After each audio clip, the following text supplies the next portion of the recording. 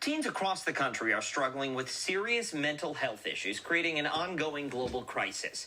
Here to talk more about the growing concern and how we can help is family therapist and author Jodi 𝔼𝕗. Thank you so much for coming in this morning. Really appreciate it. I appreciate you having me. Absolutely. So we do know that teens experience life a bit different than you did when you were a teen, than I did when I was a teen. It's a much different world.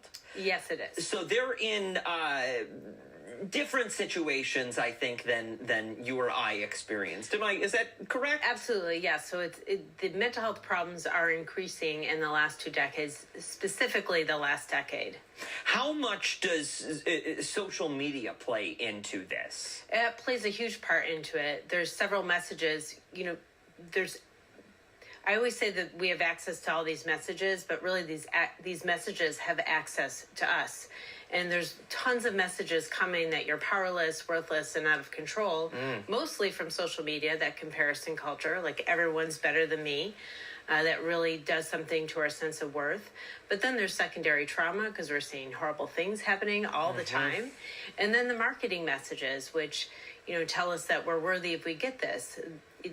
Marketing plays on our insecurities and then basically leaves it unresolved. Yeah, you're not physically fit enough and your hair isn't as perfect as this Instagram post. And these are all things that you can set down, you can turn the television off, you can stop watching the news, you can put down Instagram for the day, but you still walk around with those feelings inside of you. You still carry that hurt from the comments made on your last social post. Yes, well, in Western culture, we're a comparison culture. We really judge ourselves very, very harshly. So social media has just amplified it a whole bunch. It's already there. It's already a problem that affects us.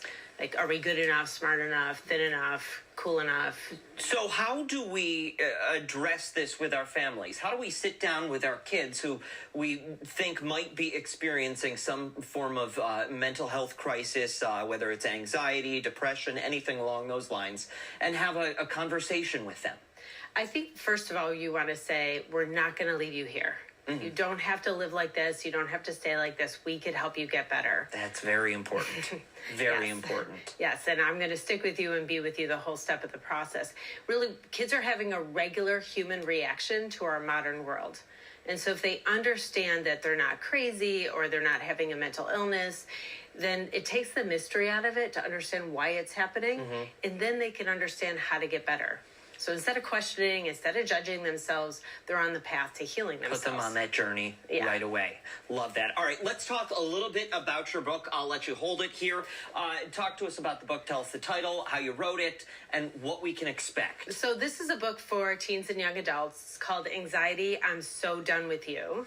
Because it's, we want to break up that relationship. Because we are. We're done with anxiety. We are done with anxiety. Done with it. We've really experienced so much suffering on the account of anxiety and depression and negative thinking and irritability and anger and all those things. And we want to understand it. So this is really mental health literacy, helping people understand their emotions and then knowing how to navigate them, how to get out of them. Which, honestly, I think is... I don't even know that this is necessarily just for kids who may experience anxiety. I think this is a teaching tool that's perfect for all kids to understand what their peers, their neighbors, their brothers, their sisters could potentially be going through. Absolutely. I mean, parents, educators, therapists are all reading this book to really help understand themselves, because adults are going through the same thing. We're struggling with anxiety and depression as well. Why did you write it? Well, I wrote it because the crisis is just growing and the consequences are too dire. Suicide rates are increasing, self-harm, eating disorders, bullying, teen dating violence. Those are things that cause more problems in the future, causing more anxiety and depression. They absolutely do. Where can people get the book? Anywhere books are sold, and the audiobook is out now too. So for young adults who don't like to read, they have an alternative. And in January, my podcast is going to come out with the same title. Really? Yeah. I like that. I'm a big podcast listener, so I appreciate that. Thank you.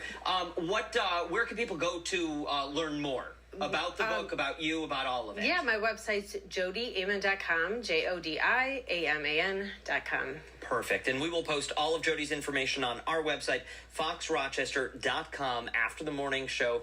8:24, Jodi, thank you so much for waking up with us and sharing this important message, important information to our viewers. Really, thank you truly so much. is. Thank you. Hey, we'll be right back after America's Steals and Deals.